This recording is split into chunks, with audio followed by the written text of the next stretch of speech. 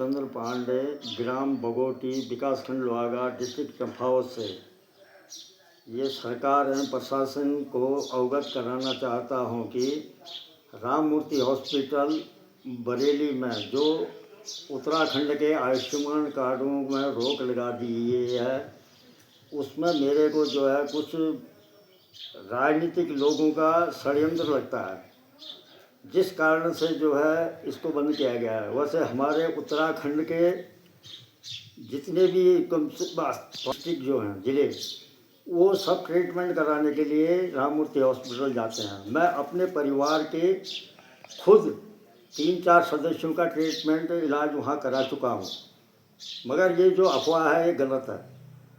जो चार्ज लिया जाता है वो अन्य हॉस्पिटलों में भी, चाहे हल्द्वानी हो, चाहे खटिमा हो, चाहे रुद्रपुर हो, कहीं भी हॉस्पिटलों में जो चार्ज सब लोग जो है टेस्ट और अन्य पैसा जो है लोगों से वसूल करते हैं। राम मूर्ति में तो इतना भी नहीं है। राम मूर्ति में अन्य हॉस्पिटलों से आधे में जो है सारे टेस्ट हाफ रेट में होते हैं।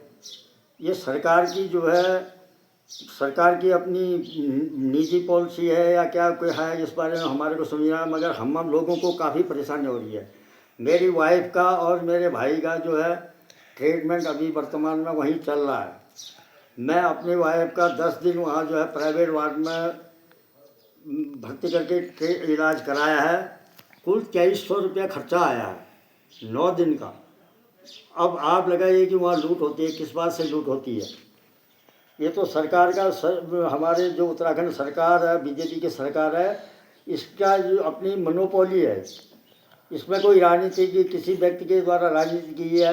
हल्द्वानी में या अन्य में इतना ट्रीटमेंट होता नहीं है। यहाँ पे इतनी व्यवस्था नहीं है अन्य हॉस्पिटलों में। ऋषिकेश जा कर के एम्स में, ऋषिकेश में ऐसी व्यवस्था नहीं है।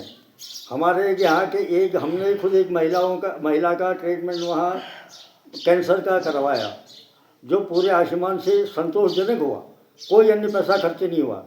ये जो गलत न्यूज़ दी गई है, इससे हम जनता को काफ़ी परेशानी का सामना करना पड़ रहा है, और ये हम लोगों को, ये उत्तराखंड के लोगों के लिए बहुत बड़ा विश्वासघात है।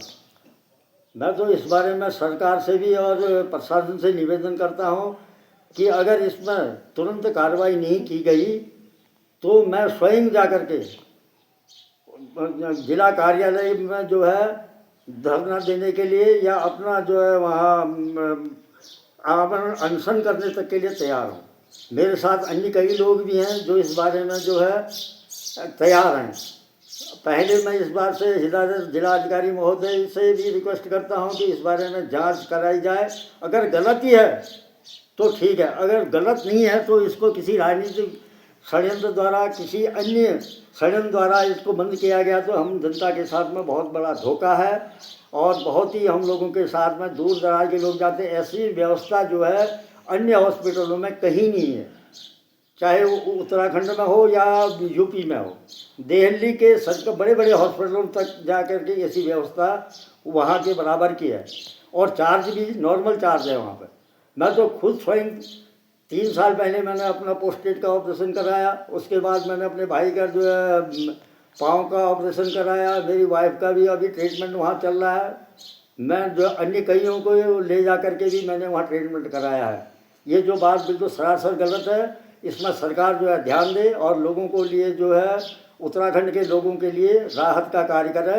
अन्यथा ये सरकार बहुत मेरे हिसाब से गलत काम कर रही है। इसमें तुरंत कार्रवाई होनी चाहिए। और मैं भी खुद ही 2-4 दिन के बाद फिर वहाँ जो है हॉस्पिटल जा रहा हूँ।